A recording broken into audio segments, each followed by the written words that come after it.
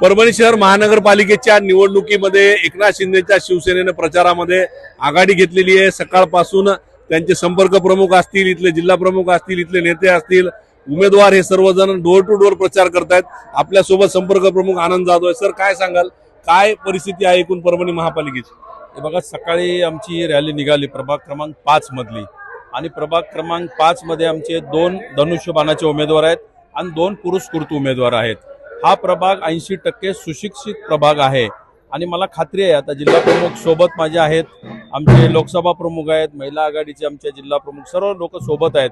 शिवसैनिकांमध्ये जोश आहे, मतदारांच्या मध्ये पण जोश आहे आणि चांगल्या प्रकारे इतिहास या ठिकाणी शिवसेना घडवेल। धनुष्यबाणाला चांगलं मतदान या ठिकाणी होणार आहे आणि भगवा झेंडा फडकणार आहे। तुमची लढाई इथं आपण बघितलं तर उद्धव ठाकरेंच्या सेनेची आहे, त्याचबरोबर काँग्रेसची आहे।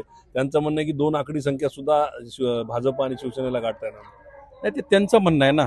आमचं म्हणणं असं आहे, शिवसैनिकाचं आणि मतदारांचं म्हणणं असं आहे की शिवसेना चांगल्या प्रकारे उमेदवार या ठिकाणी जास्तीत जास्त निवडून आणेल। किती अंदाजे किती उमेदवार येतील तुमचे झाले महायुतीची? महायुती म्हणण्यापेक्षा आता आमची इथं युती नाहीये, इथे आम्ही स्वबळावर लढतोय। आमची 2 आकडी संख्या चांगली निवडून येईल एवढी खात्री आम्हाला जिल्हा प्रमुखांना कार्यकर्त्यांना आहे। जिल्हा प्रमुख आहेत, मला सांगा, आमदार म्हणलेत की 2 आकडी संख्या सुद्धा गाठता येणार नाही, मुख्यमंत्र्यांची सभा होऊ, कोणाची सभा होईल? नाही, ते त्यांना त्यांच्या त्या भ्रमामध्ये राहू द्या। कारण या ठिकाणी विधानसभेला सुद्धा त्यांना आम्ही या ठिकाणी हिंदू मतांमध्ये पाणी पाजवलेलं आहे। त्यांनी ही भाषाच बोलू नये।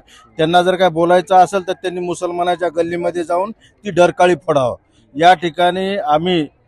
या ठिकाणी शिवसैनिक हे सर्व या ठिकाणी चांगल्या जोमानं काम करतोय। आज प्रभाग क्रमांक 5 मध्ये या ठिकाणी तुम्ही पाहिलं असेल की सकाळपासून ही रॅली चालू आहे आणि निश्चित या ठिकाणी आम्ही 4 उमेदवार दिलेले आहेत, 2 धनुष्यबाणावर दिलेले आहेत आणि 2 पुरस्कृत केलेले आहेत। त्यांची निवडणूक निशाणी टीव्ही आणि बासरी आहे। या अनुषंगानं आम्ही परभणी महानगरपालिकेवर चांगल्यात चांगलं या ठिकाणी यश संपादन करू। ज्या योजना मंजूर झालेल्या आहेत त्या योजनेचा मलिदा लाटण्यासाठी हे सगळं षडयंत्र करतायत असं आरोप केलेला आहे। नाही, निश्चित माननीय नामदार एकनाथजी शिंदे साहेबांनी जी 2021 पासून ही जी योजना रखडलेली होती त्या रखडलेल्या योजनेला या ठिकाणी मुहूर्तमोड या ठिकाणी रवलेले आहे।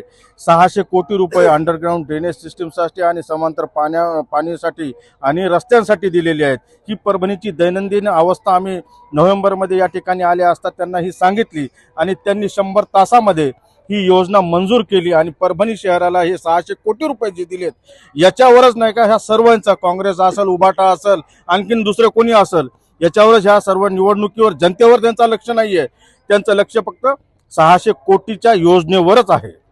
कुणाशी लढाई आहे तुमची? एकीकडे उभाटा काँग्रेस आहे, राष्ट्रवादी आहे अजित पवारांची, दुसरीकडे विकासासाठी आहे।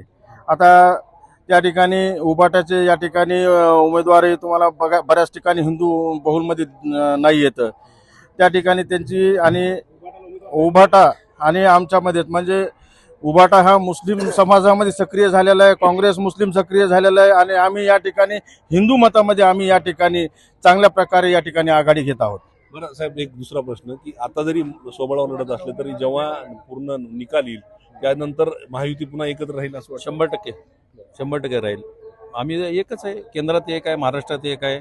आता ठीक आहे, आमचं काय मुद्द्यावर जमलं नाही आणि आम्ही नाही, ती भारतीय जनता पक्षाने युती तोडलेली आहे। आम्ही आमच्या जिल्हा प्रमुखांनी सर्वांनी प्रयत्न केले पण त्यांनी युती तोडली। ठीक आहे, आम्ही दोघांचे चांगले जर संख्या आली आम्ही एकत्र येऊन सत्ता स्थापन करू। पंकज क्षीरसागर, एबीपी माझा, परभणी। एबीपी माझा, उघडा डोळे बघा नीट।